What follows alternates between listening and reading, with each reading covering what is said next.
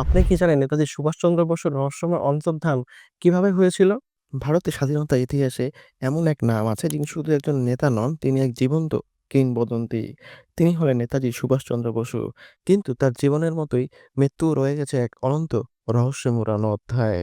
1945 সালে 18ই আগস্ট, দ্বিতীয় বিশ্বযুদ্ধের শেষ পর্যায়ে জাপানের তাইহোকু এয়ারপোর্ট থেকে উড়ে যাচ্ছে নেতাজি সুভাষচন্দ্র বসু, লক্ষ্য মাঞ্চুরিয়া। কিন্তু উড্ডয়নে কিছুক্ষণের মধ্যে বিমানটি ভয়ঙ্করভাবে ভেঙে পড়ে এবং দাবি করা হয় সেই দুর্ঘটনায় প্রাণ হারান নেতাজি। কিন্তু এখানেই শুরু হয় রহস্যের, কারণ তার মৃত্যু নিয়ে যে প্রশ্নগুলো ওঠে তার কোনো নির্দিষ্ট উত্তর আজও মেলেনি। জাপানি সূত্র জানায়, দুর্ঘটনার পর নেতাজির শরীরে তীব্র দগ্ধতা দেখা দেয় এবং তিনি তাইহুকুর আর্মি হসপিটালে মৃত্যুবরণ করেন। তার দেহ দাহ করে লটকিও রেনকোজি মন্দিরে সংরক্ষণ করা হয় এক অস্থিপাত্রে। কিন্তু ভারতে অনেকে এই ঘটনার সত্যতা মানতে পারেনি, কারণ কোনো দৃশ্যমান প্রমাণ, কোনো ফটোগ্রাফ, এমনকি কোনো সরকারি ডেথ সার্টিফিকেটও দেখা যায়নি।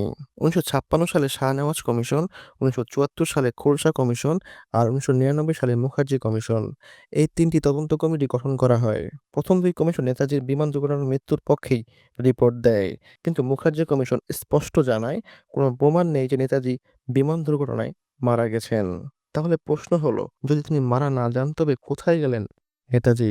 অনেকেই বিশ্বাস করেন যুদ্ধের পর নেতাজি রাশিয়া গিয়েছিলেন, সেখান থেকে সোভিয়েত কর্তৃপক্ষ গোপনে আটকে রাখে।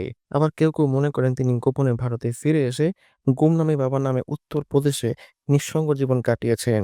ফৌজাবাদের সেই গুমনামি বাবার ঘরে পাওয়া যায় নেতাজির চশমা, বই, এমনকি আইনের পতাকাও সন্দেহকে আরো গভীর করে তোলে। কিন্তু ডিএনএ পরীক্ষার পরও নিশ্চিত প্রমাণ মেলেনি।